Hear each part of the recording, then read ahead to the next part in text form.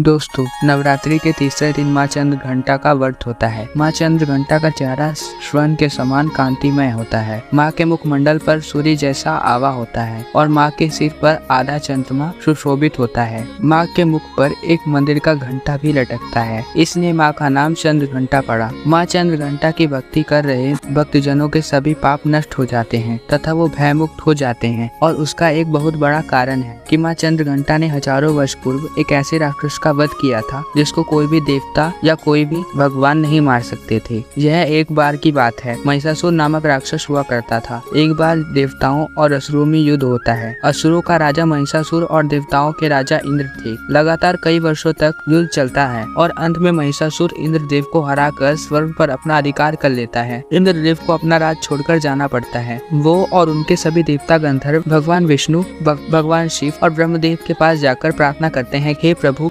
वर्षों से महिषासुर से स्वर्ग की रक्षा करते करते अंत में हम महिषासुर से पराजित हो गए हैं। उसने स्वर्ग को हथिया लिया है। हे भगवान, हम देवता धरती पर विचरण करने के लिए विवश हो गए हैं। हे नाथ, हमारी रक्षा कीजिए। तब भगवान विष्णु कहते हैं, इंद्रदेव, हम आपकी सहायता कर तो दें, किंतु महिषासुर को ब्रह्मदेव से वरदान प्राप्त है कि उसे कोई भी देवता, गंधर्व या भगवान नहीं मार सकता, इसलिए उसकी अराजकता दिन प्रतिदिन बढ़ती जा रही है। फिर शिव जी कहते हैं, वरदान प्राप्त होने के कारण उसकी शक्तियाँ अपार हो गई है, किंतु उसका विनाश नहीं हो सकता, ये उसकी भूल है। तभी ब्रह्मदेव कहते हैं, हे भगवान, उसकी कठिन तपस्या देखने के बाद मैंने उसे वरदान दिया था, किंतु उसने उसका गलत प्रयोग कर अपनी मृत्यु को स्वयं बुलावा दिया है। तभी तीनों देव अपने अंदर से एक ऊर्जा उत्पन्न करते हैं और समस्त देवी देवता गण भी उस ऊर्जा में अपनी शक्तियों को समाहित कर देते हैं, जिससे शक्ति का रूप लिए माँ चंद्र घंटा प्रकट होती है। भगवान विष्णु उन्हें अपना सुदर्शन चक्र प्रदान करते हैं। भगवान शिव उन्हें अपना त्रिशूल देते हैं। इंद्र अपना अस्त्रगज उन्हें प्रदान करते हैं तथा अरावत के गले में बंधी घंटी उनके माथे पर लगा देते हैं, जिससे उनका नाम चंद्र घंटा पड़ता है। माँ चंद्र घंटा सभी देवताओं को प्रणाम करती हैं और तब शिव जी कहते हैं, आपकी उत्पत्ति हम सभी देवताओं की ऊर्जा से हुई है, इसलिए आपका मुखमंडल सूर्य की भांति चमक रहा है। आपसे निवेदन है कि महिषासुर का संहार कर दीजिए, जिससे देवताओं को वापिस स्वर्ग मिल जाए। तब माता कहती हैं, भगवान, जिस कार्य के लिए मेरी उत्पत्ति हुई है, मैं शीघ्र अतिशीघ्र उस कार्य को पूर्ण करके आपको महिषासुर के संहार की शुभ सूचना दूंगी।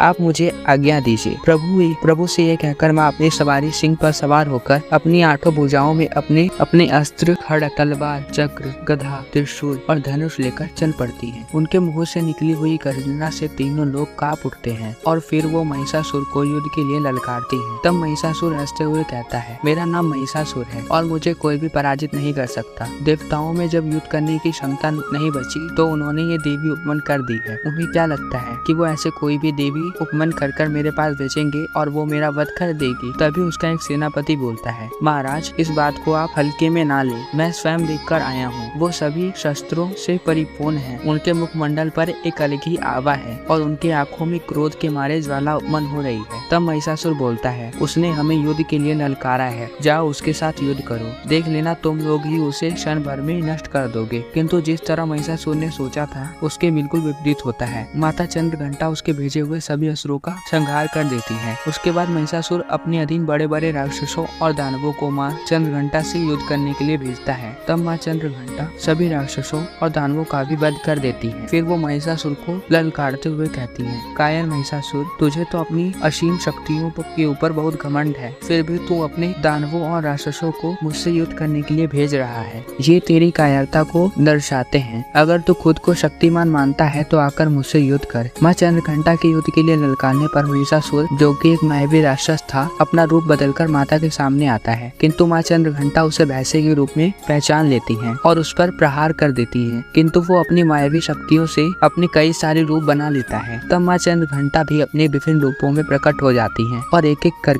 बने हुए महिषासुर के सभी रूपों का वध करने लगती है। तभी महिषासुर भैंस के रूप में माँ के सिर को ललकारता है और वो शेर आगे बढ़कर जैसे भैंस पर प्रहार करता है, उसमें से महिषासुर निकलता है और तभी माँ चंद्र घंटा अपना त्रिशूल लेकर उसका वध कर देती हैं। माँ के द्वारा महिषासुर के मारे जाने पर सभी देवता माँ चंद्र घंटा की प्रशंसा कर उनकी आरती करते हैं। माँ चंद्र घंटा अपने आप में बहुत शक्तिशाली थी, इसलिए जो भी भक्तगण माँ चंद्र घंटा की पूजा करता है वो भयमुक्त हो जाता है और माँ चंद्र घंटा का मुख मंडल सूर्य की भांति चमकता है, इसलिए वो शुक्र की देवी भी है। महिषासुर के युद्ध के बाद इंद्र अपने सभी देवताओं और गंधर्वों के साथ वापिस स्वर्ग में में जाकर रहने लगते हैं। तो दोस्तों, नवरात्रि के चौथे दिन पूजे जाने वाली माता के बारे में हम जानेंगे वीडियो के अगले भाग में। धन्यवाद।